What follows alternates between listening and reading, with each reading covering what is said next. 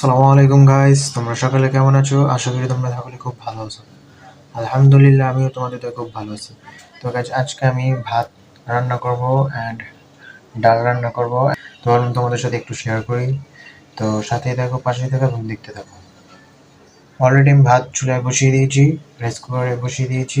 তো এখন ডালটাকে ধুয়ে চুলায় বসিয়ে দিই। তো গাইস, এই যে তোমরা দেখতেই পাচ্ছ, চুলায় বসিয়ে দিয়েছি। তো এখন চুলাটাকে অন করব। তো এখন এটাকে ঢাকনা দিয়ে ঢেকে দেবো। তারপরে এটা বলক আসার পর আবার নামিয়ে পেঁয়াজ অ্যান্ড যা যা দেওয়া লাগে সেগুলো দিতে হবে। তো সাথে থাকো এবং দেখতে থাকো। তো গাছ, আজকে আমি যাচ্ছি মাছ ভাজার জন্য। পেঁয়াজ দিয়ে মাছ ভাজবো। তো এগুলোকে ভালোভাবে ফার্স্টে হলুদ মরিচ দিয়ে মেখে নিলাম। তো এখন চুলায় বসিয়ে দেবো। তারপরে লাস্টে তোমাদের সাথে দেখা হবে, ফাইনাল রেজাল্টটা কি আসলো সেটা তোমাদেরকে জানাবো।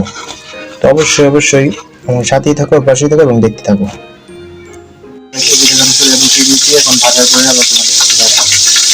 গাইস, তো আমি আবার ফিরে আসলাম।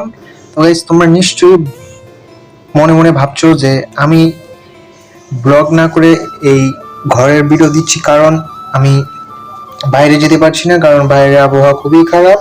তো আমি বাসায় একা, তো ভাবলাম বাসায় আমি একা রান্না করে খাবো, তো তাই ভাবলাম তোমাদের সাথে একটু শেয়ার করি। তো আজকে দেখো, আমি মাছ ভেজে ফেললাম অ্যান্ড ডাল রান্না করলাম। তো ভাবলাম এটাও তোমাদের সাথে একটু শেয়ার করি।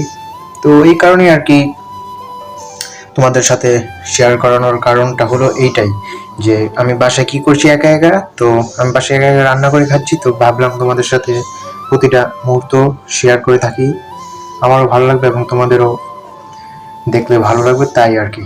তো গাইস, এই যে দেখো, ডাল রান্না করলাম এবং মাছ ভেজে ফেললাম। তো গাইস, লাইক কমেন্ট শেয়ার এবং সাবস্ক্রাইব করতে অবশ্যই ভুলবে না। সো বাই, আল্লাহ হাফেজ।